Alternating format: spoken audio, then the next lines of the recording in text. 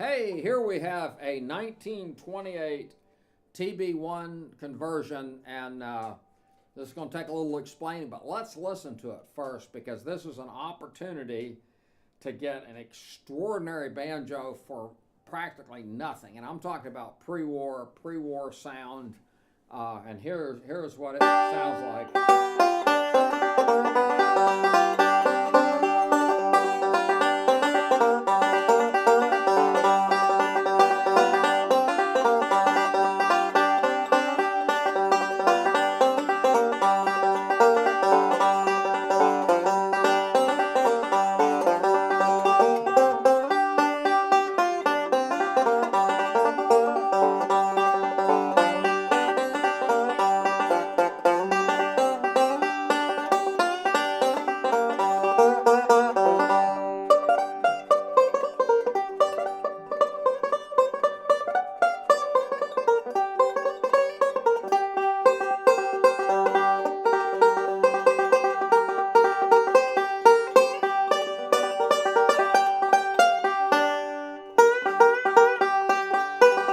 Let's go to another song.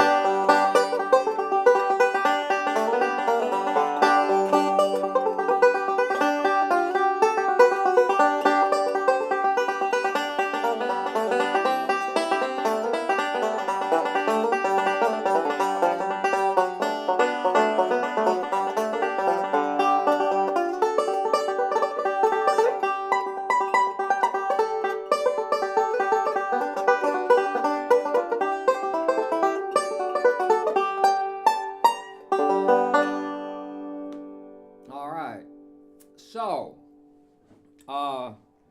this is a case where I might even take the resonator off of this banjo because it's such an unusual banjo to explain what actually happened to the banjo. So what we started with was a 1928 TB1, and the shells on those are their 3/4 shell, okay? And Don Bryant, you may have heard of him, but he is a spectacular neck builder and has built lots of necks, does an incredible job. He's a banjo player.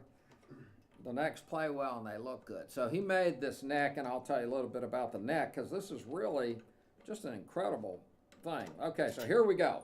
So as you see, when you look at the front of it, it looks like every other Gibson banjo or Gibson copy. This is an original Presto tailpiece, okay? We've got a one-piece armrest. We have an original Gibson flange on this banjo. Okay, now let's look at the neck and then we'll go on.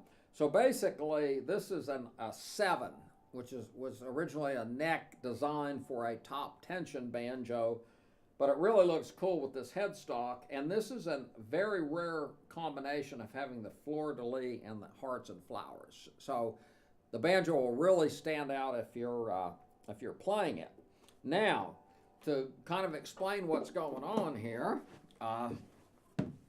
so Don or somebody took this shell, which was thicker, and they turned it down to a 5/8 inch shell, okay? Now the ones in 28 were what's called a shoe lug, okay? And so what happened was they had these shoe lugs, so there were these holes that are drilled here. If you can take a close-up of it. Okay, now these holes do absolutely nothing. They don't affect the sound, and a lot of people used to put lights in their banjo for various reasons, and they would drill holes in there, and the banjo sounded fine. But what's cool is by removing some of that extra wood, the banjo has a lot more power. For some reason, that 3/4 inch shell dulled some of the frequencies. So we have a really good tone ring, and of course we explained the neck and the resonator.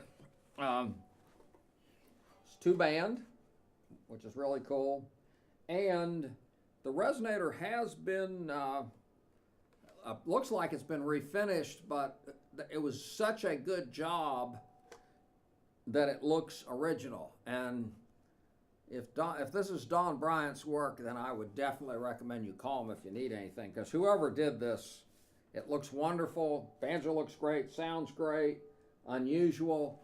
And even though the 5/8 inch shell that you would get on a one-piece flange coming out of the factory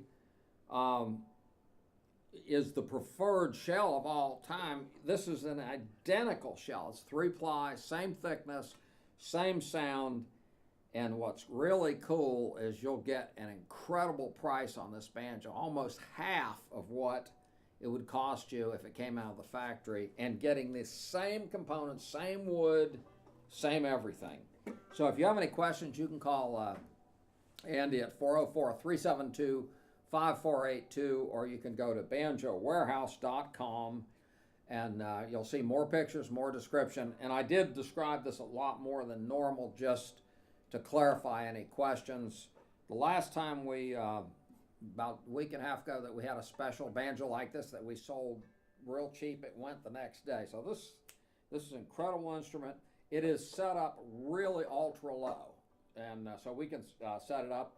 In fact, it was so low that when I hit a couple of notes hard, so if I had it, I'd adjust a little bit, and we do adjustment here. So I'm real excited about the banjo. If you have any questions, give us a call.